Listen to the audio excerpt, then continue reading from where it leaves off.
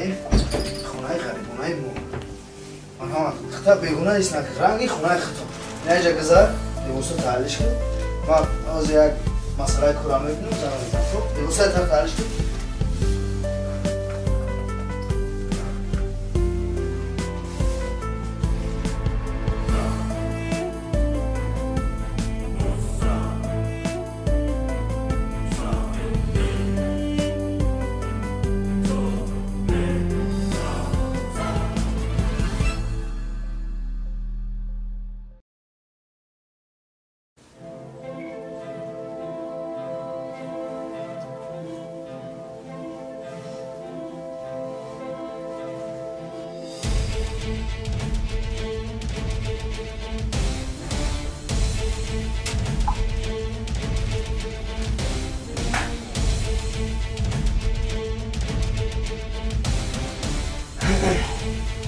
شدی؟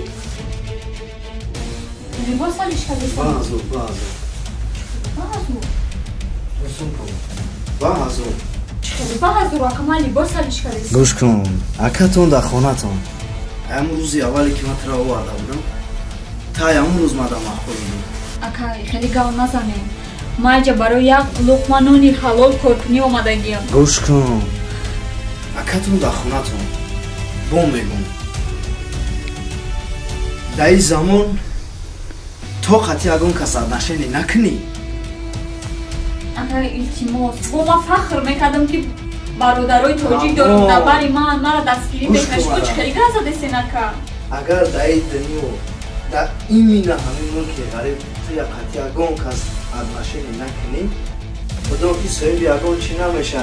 با ما فخر کردم که در ملک غریبی چون این برادرانی با ناموس دارم که ما زنهای تاجیک دستگیری میکنن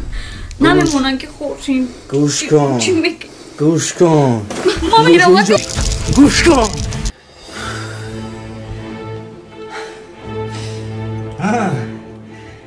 چه زیر نشا حالی عادت میکنی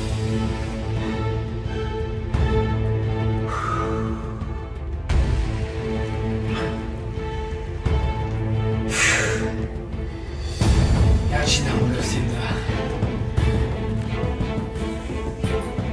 ده تمام بیا سمی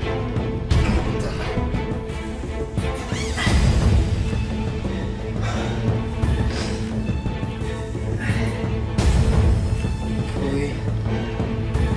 ایراز هم زنوی شوشید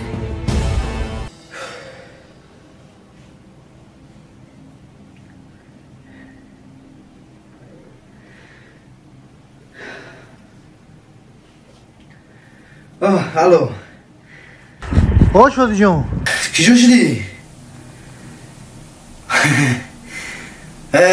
چوجای پری را آوردم چوجای پری را نه تا اون تشکیلی را بگی بیار کیف صفا کرده میگردیم چوجای پری است ما پیش همین سوپرمارکت دوزی میدرم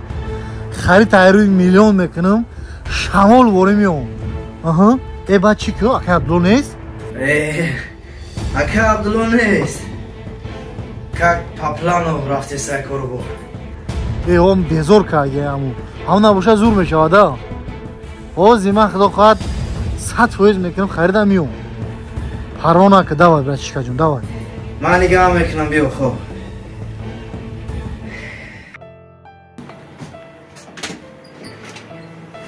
ایوه تو بیو کن چه چوگه شد جون؟ ای کنه خسته این در رفت موزون؟ به نیست بچه این چیزای زکس کارگید هم مشاور سلام علیکم اومد گاب نیست روز کن